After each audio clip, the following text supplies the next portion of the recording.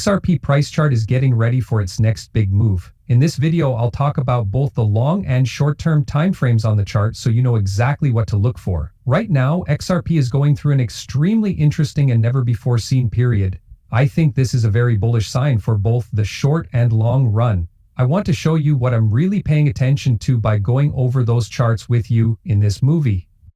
Because one big thing is still missing that I think will send the market to all-time highs. Like always, your help means a lot to us. Thank you to everyone who liked the movies and signed up for the channel. These two easy things help me a lot. If you ever need to buy XRP, make sure you check out Uphold, which is my best exchange. You can find the link in the video's description. After that though, let's listen and I hope you enjoy what's inside.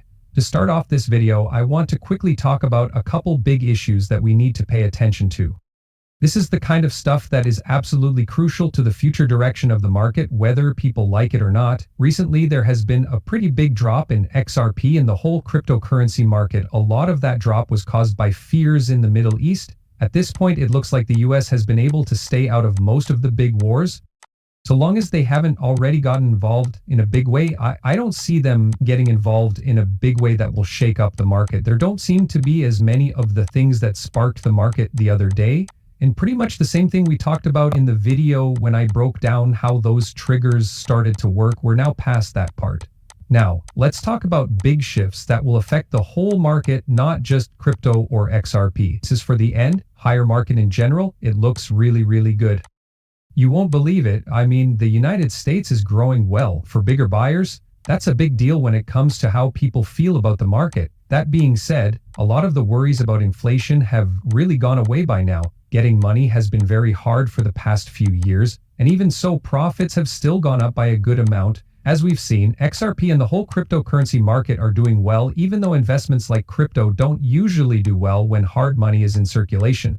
People who don't know what hard money or soft money mean should know that it just means how high the interest rates are. People often say, I'm not going to risk my money in the market when interest rates are really high, which is how they sound right now. I'll get 5% right now. Yes? Why not? You're doing pretty well if you can get 5% on the money you have. People are more likely to go into the market and take chances when they're getting 1% or even 1.5 to 2%. We have very high interest rates right now, which is why people are keeping their money in different places. They're telling you, look, I'm just going to put my money in a money market fund, get 5% and chill out. But everything would be different if interest rates went down. That makes me wonder why interest rates would go down. Well, what we're seeing now is similar to what happened a few months ago and almost a year ago. Inflation was 11%. It has gone down to 2.2% since then. One easy thing that the Federal Reserve does to bring down inflation is raise interest rates. Now that there is no longer any inflation, the Federal Reserve can lower interest rates. This will make it easier to make money, attract more investments, and bring more money into the Bitcoin market. For those who just heard that and thought, what the heck did that guy just say? Think about this. When inflation is high, interest rates are also high. Inflation slows down when interest rates are high. There is no longer any inflation, so interest rates can go down. The market does better when interest rates are low than when they are high. It's really that easy. There are always more than one side to a story. Between those 2 points, things can always happen that throw off the general plan. But the main point is that the Bitcoin market has done very well, even though interest rates have not been good for it. Think about what will happen if interest rates become more favorable. The inflation data backs up the idea that the Fed can make it a better place to spend by lowering interest rates. Plus, as we all know, Trump and the rest of the administration also want interest rates to go down. Why? Because lower interest rates encourage more investments, which leads to more growth. This makes everyone happy, and things are really going. Most of the time, people use high interest rates when things are getting dicey, when they need to slow down, or when they need to fix a problem. Overall, it looks like we'll be living in a time of low interest rates.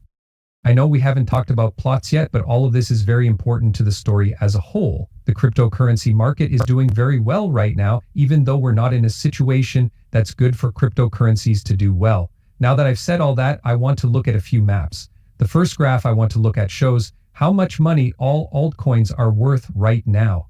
We are now, as you can see, at a very, very important point in history. Whenever we've touched this trend line, prices have gone through the roof against the trend.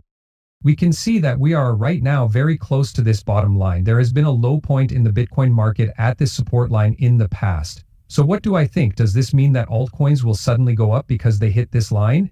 Not at all. Not at all. That being said, it does show that the altcoin market as a whole is not overpriced. Since the beginning of time, this is where the altcoin market has usually been at its lowest point. So far, this is the lowest price we've seen for an altcoin. Now let's look at XRP in particular to see if it can tell us anything that makes us think, hey, XRP looks like it's going to be good and help altcoins get off that bottom support line. Look at XRP right now. Right now we are in this very big trend of consolidation. This is more than 1 month. This is a very common shape for XRP right now. I always tell people that there are no magic words. Our graph shows that the lows are going up and the highs are going down. This makes the price fall, and for XRP, this is usually followed by a lot of fluctuation. You can point to a lot of different things that will make XRP go up, like the end of the Ripple SEC case or the ETFs. There are a million different things that could happen, but Bitcoin enthusiasts were wrong when they said that Bitcoin was the only currency in circulation. Now, the world's biggest banks are looking to create stablecoins on blockchains like the XRP ledger. This means that institutions are likely to start using these networks more heavily soon, since the stablecoin bill was just passed. And it won't happen with Bitcoin, right? It's going to happen on networks that can handle stablecoins and tokenized assets.